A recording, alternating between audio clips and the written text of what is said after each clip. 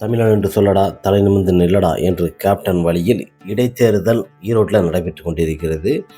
ஒரு துரோகி அங்கே நிற்கிறாப்புல, நின்றுட்டு போட்டோம், நமக்கு தேவையே இல்லை. இருந்தாலும் நம்ம கட்சிக்கு ஏற்பாற்போட எல்லாரும் என்ன பண்ணணுமோ அந்த கொள்கையை தான் பின்பற்றுவாங்க.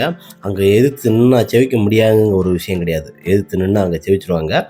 யாரும் வேணாம் அப்படிங்கிறதுக்காண்டி சுயேட்சையாக ஒரு வேட்பாளர் ரோஹரான் நிற்கிறாரு. மிக அருமை, மிகப்பெரிய ஒரு சந்தோஷம். இந்த சந்திரகுமார் என்கிறவன் எங்கேயாவது ஒரு இடத்துல உதவி பண்ணியிருக்கிறான்னா, கேப்டன் கார்கிப்பூரில் 5 லட்சம், இங்கே பார்த்தா 10 லட்சம், எங்கெங்கே என்னென்ன பிரச்சனை இருக்கோ, எங்கெங்கே போர் நடக்குதோ அங்கே எல்லாம் முதல்ல நன்கொடையை கொண்டு கொடுக்கக்கூடிய ஒரே ஒரு தர்மம் புண்ணியவன் யாருன்னா கேப்டன் விஜயகாந்த் அவர் தான். அரசு மருத்துவமனையில் பல பொருட்கள் வாங்கி கொடுத்துருக்கிறாரு. இன்றைக்கும் பார்த்தீங்கன்னா கேப்டன் வாங்கி கொடுத்த வண்டி, இருசக்கர வாகனங்கள், ஆட்டோ, இது மாதிரி பல விஷயங்களை நாம் இன்றைக்கி எடுத்துக்கிட்டே போகலாம். அந்த மாதிரி பல உதவி திட்டங்களை கேப்டன் விஜயகாந்த் அவர்கள் செய்தார். நீ எம்எல்ஏ இருந்து உன் தொகுதி மக்களுக்கு என்ன பண்ணியிருக்கிற? ஒன்றும் பண்ணலை.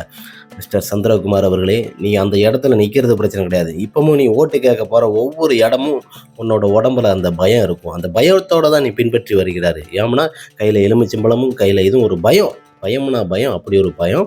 நாத்திகம் பேசுகிற இவங்கெல்லாம் பார்த்தீங்கன்னா ஒரு எலுமிச்சம்பழத்தையும் இதையும் கொண்டு போகிறது. கேட்டால் திராவிட மாடல் அப்படின்னு சொல்லிட்டு போவாங்க. இருந்தாலும் நமக்கு அதை பற்றி தேவையில்லை. சந்திரகுமார் அவர்களை படுந்தோழி அளவி செய்வார். எவனை ஒரு சுயேட்சை வேட்பாளர் நிற்கிறது, அவர் அங்கே வெற்றி பெறுவார்.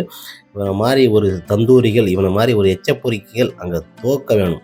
இடைத்தேர்தலில் சந்திரகுமார் தோற்க வேணும். அங்கே தர்மத்தின் தலைவன் கேப்டன் விஜயகாந்த் அவர்கள் நிலைநாட்டி இருந்த அந்த கட்சியை ஒரு சிதறடித்த ஒரு துரோகி அங்கே வீழ்த்த வேண்டும்.